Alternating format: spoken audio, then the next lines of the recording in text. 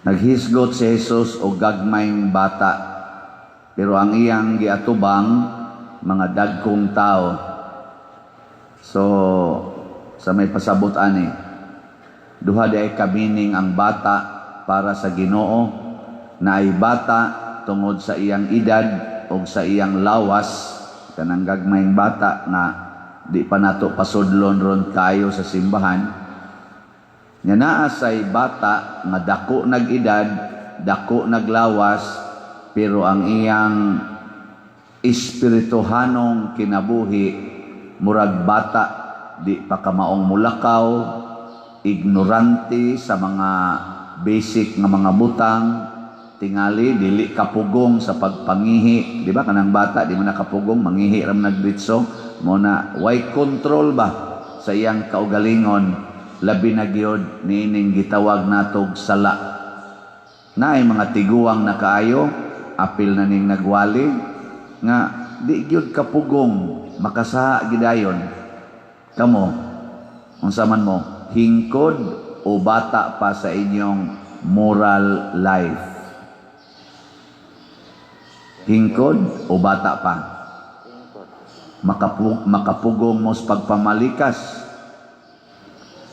Maayo, makapugong mo sa kasuko. Kana bang tamparuson ka, di ka masuko, kapugong ka. Kanang kalagot, kung ang imong bana masakpan imong nangabit o ang imong asawa nangabit, kapugong ka. Sugod na. O pananglitan o gilad-ilaron ka, masakpan imong giilad ka, kapugong ka sa imong kasuko. Kapugong ka ng mga kalaway, labi nagkita ka diha cellphone na ang mga lain kay tan-awon. Kita ka diha na imong aging hapit way gisulob, kapugong ang mga laki. Astampari. Mo na makapugong ka ng pagpanglibak, labi na ron inigawas nimo simbahan, hagdon day ka na imong tupad. Sikuan ba? Kapugong mo sa libak. Daghan kay natong di kapugong oy, pasabot mura kag bata, anhara malibang, anhara mangihi sa asa dapita siya mo nang ato in taong mutangag dayapir. Nya unsa may pasabot ni Kristo nga di ko gusto nga dunay usa ning gagmayng bata nga mawala. Kinahanglan atong tudluan ang tanang tao unsaon pagsunod sa Ginoo. Ang atong misyon mao ang pagtudlo, kay kining pagtudlo mao ni ang pagpangita sa nawala. Kana bang nawala nga karnero? Ang pagtudlo. Muna si San Ambrosio, usa ka magtutudlo, natudluan niya ang daghang tao, naapil si Agustin nga 32 anyos na tingali to atong idara. Nakabati si Agustin nga bata pa day kay siya sa pagtuo, na minaw siya ni Ambrosio, Saint Ambrose, na obispo atong panahona, hangtod gibunyagan siya, gitudluan siya, nahimos ang pari si Agustin, og nahimos ang ligon sa pagtuo. Nahingkod ba? Tungod sa pagtudlo. Muna diri sa atong unang pagbasa, ingon isinggit. Unsa may isinggit?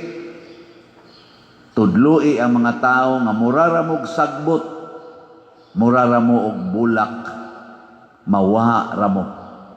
Di ba? Kung huy po na kuno ta sa hangin sa Ginoo, mawa ra ta. Sa tuo mo na. Ay siguro karong taod-taod wa na mo. Atak siguro ana. Mapil mo ato pare atong na hitabo sa may talisay nga gidaro sa kanini ang nahaybol nga dump truck. Buhi pa day mo. Iglusot ninyo ron diha na dump truck nga nagdaog anupog mahaybol nya gapalit kag isda diyan ang kilid adto gyud mo darok nimo. Wa pay siguro ang isda masud pa sa imong baba. Pero patay na ka. Kay naa masad maninda diha sa kilid sa kalsada. Nya likuan pa gyud. Ug naay madaro diha. Ahurot yun nagkamatay. Nya, buhi pa day ka. Ang pari ron, mo adto ra ba Cruz Cathedral? Kay mo kuan, mo tambong sa ordinasyon. Unyag mahaybol lang na ang inuba. o naabay mahaybol diha nga sakyanan, igagi na mo dapit sa may talamban, daruho ng inuba ang mapiit ang pari yun, nya makaikyas ang driver nga upaw. Makabuot na ko ana. Mura ra lagi ta og sagbot, mura ra kita bulak nga nindot kay tanawon dire, pero ini kataud-tauran mga hug, mga larag. Mao na kuno ipasangyaw. Mao na ayaw mo pagpalabi og kadawo, ayaw mo pagpalabi og pagpakasala aning kalibutan na kay ang pulong kuno sa Ginoo mulungtad og dili mamatay. Pasabot hukman ta base sa pulong sa Ginoo. Ang muhukom nato ang pulong sa Ginoo kay di siya mamatay. Kinsa man ang pulong sa Ginoo? Mao si Jesus. Di ta niya pasayloon kung patay na ta, pero karong buhi pa ta, tagaan ta niya pasaylo aron makabalik ta. Muna isang yaw na nga mintras buhi pa ta, maghinulsol na ta nito mga sala. Di ba? Ayaw na mo pag-practice anang mga gitudlo sa kalibutan, nasukwahi sa gitudlo ni Kristo. Sama pananglitan, ingos Kristo, kanang inyong kwarta, ihatag na ngadto sa mga kabos. Ayaw mo pagsigig tigom anang kwarta dinis kalibutan, nga kutkuton lang sa anay, o kawaton lang sa mga kawatan. Pagtigom og bahandi dito sa langit, pinaagi sa pagpaambit sa inyong mga grasya dinis kalibutan. O kining tanan nga ning ambit aning atong mga projects dinhi sa atong simbahan, tuan na ni sila'y bahandi ros langit. Labi na gyud ning namalit ron sa atong slots para sa DOPS SBF nga once and for all projects. Naghanda-handa na biya silang nipalit. As of yesterday, niabot na gyud og 3,013 ang atong halin. Nakatungtong nag 3,000. Praise the Lord. Una na mga 3,000 katao, more or less, nga doon na treasures in heaven. Gusto pa mong muambit? Naapay 56,987 kaslots. Karong December, magtigong tagrasyas langit, palit lang ko sa kaslat. Na para ba tayo gamayng problema, kita may mo shoulder sa kanatong katubitang 110,000 nga gastuhonon ron sa ordinasyon ni Seminarian Charles, nga nagsikan collection man ta atong Domingo.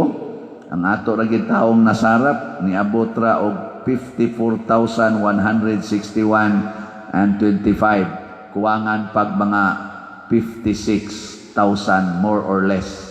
Aron makumpleto ang 110. O ganahan pa mong mudugang, doon na pa mo'y chance hangtod ugma. Kay pwede man tog utangon to natong kitirer, ugma na lang nato bayaran. Di bitaw, makuha ta sa atong kwartas parokya, atong itapar ani. Nya kanang inyong i-donate, og napay gusto diyang mo donate para ni Brad Charles, atong ihulip sa atong gikuha sa atong kwarta karon. Ito maning hulipan, pero guwa na mo donate, kanang kolekta na to nga mean sa atong parokya, atong itapar ani, at least nakatampo ang nihuog sa kolekta. So ingon ani ang atong paghinatagay. Ngano man, tungod kay gusto ta nga makatigom og bahandi sa langit, kay mapapasa ta diri anytime. Si Nanay Nini Tansan ning abot siya og 101 years sa iyang kinabuhi. Pagkakuan man ting ito, 96, 97, 98 og 99 years old siya. Ako gi iyang requeston nga mumisa sa iyang birthday.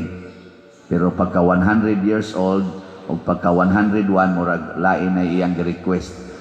Di natin ko kaabot sa iyang rebel or ako ba kay nabisig maayo. Mao na nga kana ganing karon kuan na siya. Sa dayo na niyang opera, kay gioperahan man siya diri sa iyang internal intestine man siguro to. Unya ako siyang gitawag ko ni Sir Alex Tansan, iyang anak, o ni Sir Dodong Tansan Santiago Tansan Jr. nga pahilugan, abtik pa kayo babaw hilugan ti ka, nay. Yeah. Oo, sige, hilogi ko. Sige. Na kung sa man, blessing o hilog. Hilog. Gibutangan man siya diri o kanang kaukaw. Iya gida yung gipukas. Sige, hilog na. Sige, hilog. Kaya Diyos nun man kayo ni siya. Kusugay mang donate ba sila donate anang Tansan Hall diha sa SPFY aron magamit sa mga kuan. Murag iyaan man pod ni siya ni Bishop Jando. Mapuslanon kayo ang iyang kinabuhi. Nya, wa man sa sila pasagdi ni asinso man sad, kwartahan man sa kaisla dinis kalibutan, pero mang-donate pod sila. O gani dinis atong simbahan, di lang kumusultig hain ang ilang na donate basta niya sila daghang na donate dinhi. Hastas akong kinabuhi pagkapari. Di doon nasa na sila treasures in heaven. So ang pasabot ani ba, kung magsigid itag hatag dinis kalibutan, dili sa dieta himuong kabos sa Ginoo dinhis kalibutan, mahimo sa tang posible sang mahimo tang dato. Nya dato sa ta dito pagkanindot ana kaysa dato ka diri nya pobre kay kadito. Kay di jud ka manghatag sa imong kadato, magsige pa kang pangilog anang naang dili imo. Hasta pa karsada imong ilogon, himuon imong parkingan, himuon imong tindahan. Dako na jud kay kaanag negative dito sa langit. Di ba? Amay mo, kamo din mga buutan mo kayo. No. Buutan mo. Ang taway siguro.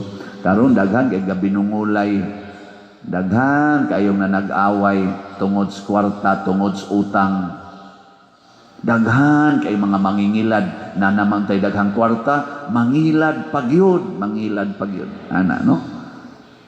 Mauna nga wala na dito. Muna si Saint Ambrose ni invest pod sa iyang kadato. Dato man siya wisdom, dato sad siya og bahandi. Ang iyang gialagaran siyang bahandi ang mga kabus. Ang iya sang gipaambitan sa iyang wisdom mao ang mga tao nga naapas kangit-ngit sa sala na apil si San Agustin. Muna sa atong tubag sa Salmo, sa atong tubag. Wa mo kadumdum. Ang Ginoo atong Dios moabot nga gamhanan. Yes, gamhanan kay siya. Kahibaw siya tungod siyang gahom sa tanan atong binuhatan. Kahibaw pod siya sa atong kasing-kasing o kinsay atong gihigugma, ang mga butang bas kalibutan o ang butang ba dito sa langit. Kahibaw pod siya o kinsay atong gihigugma dinis kalibutan nga mga tao. Ang mga tao bang gihigugma sa Ginoo kadtong mga nawala, kadtong mga makasasala, o ang atong gihigugma kana bang mga tao nga magsigig hatag nato og pabor.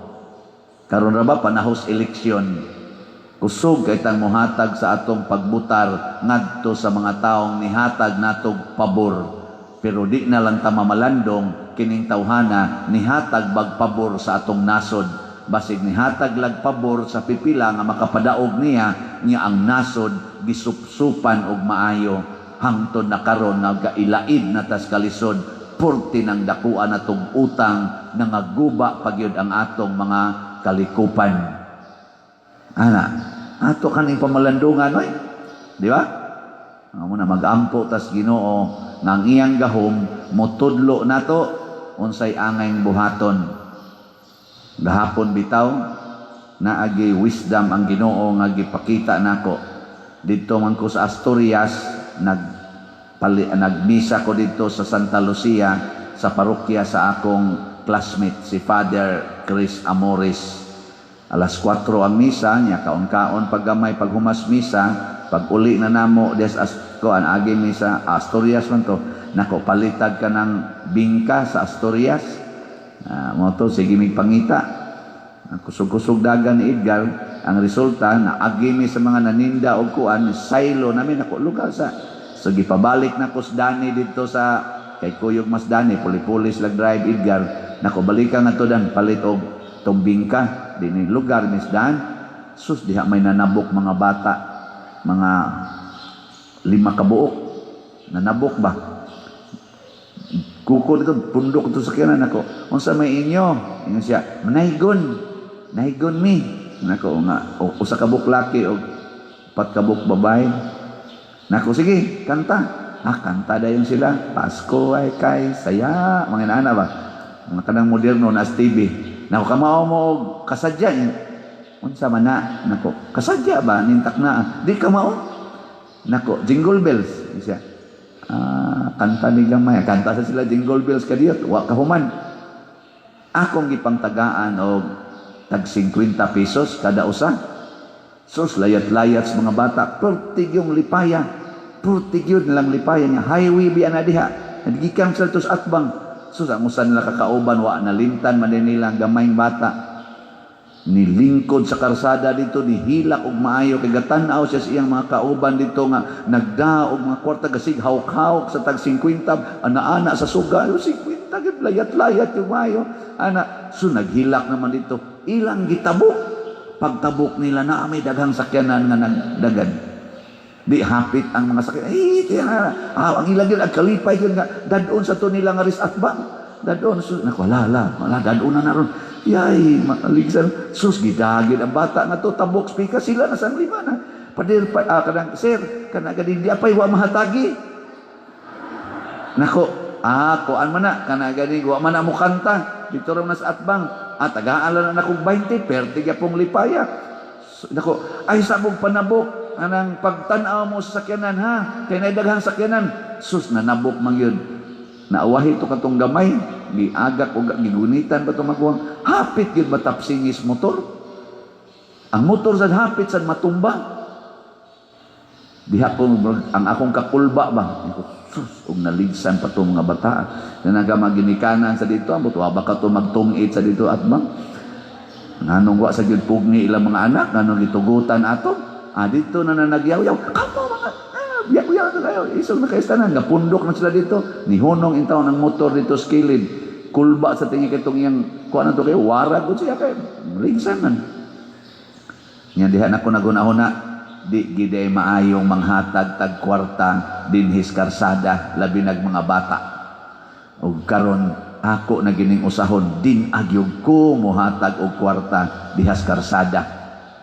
Hazard yun, hazard. Sakto gid nang wisdom diha sa Cebu City nga dakpon ang manghatag og kwarta dihas karsada. Nahug og hazard ang mga bata. Nakaana gis Edgar stand pa dir ako ga-imagine ko gimok akong dari kay stilang highway do na national highway mga sakyanan perting kusuga mga motor perting kusuga mga bata tabok-tabok panon-panon kay nangita lagi ang taon tong 50 naku pastilan ang kalipay nila mahimo niyang kasakit tungod lang atong kwarta maorasan na ang kwarta dinis kalibutan lipay kay ka nga purti ni mong daghanag kwarta nya giligsan na diay ka sa ligid sa sakyanan ni Satanas ug gidya na diay ka ngadto padung sa impierno sa kamatayon nga dayon ang imong katawa unya baslan ug hilak muna ay ginahigugma ang kwarta example gito nako mga bata kwarta playat-layat wa na maghunahuna ug naa ba ni peligrong mahitabo bisag gisinggitan na nakong mayo ay sabog tabo kay daghan sakyanan pagbantay mo wa maminaw kay kanay kwarta laban na yun. Sus, kuyawa gid aning kwarta, di ba? Kaning pari og daghang kulikta.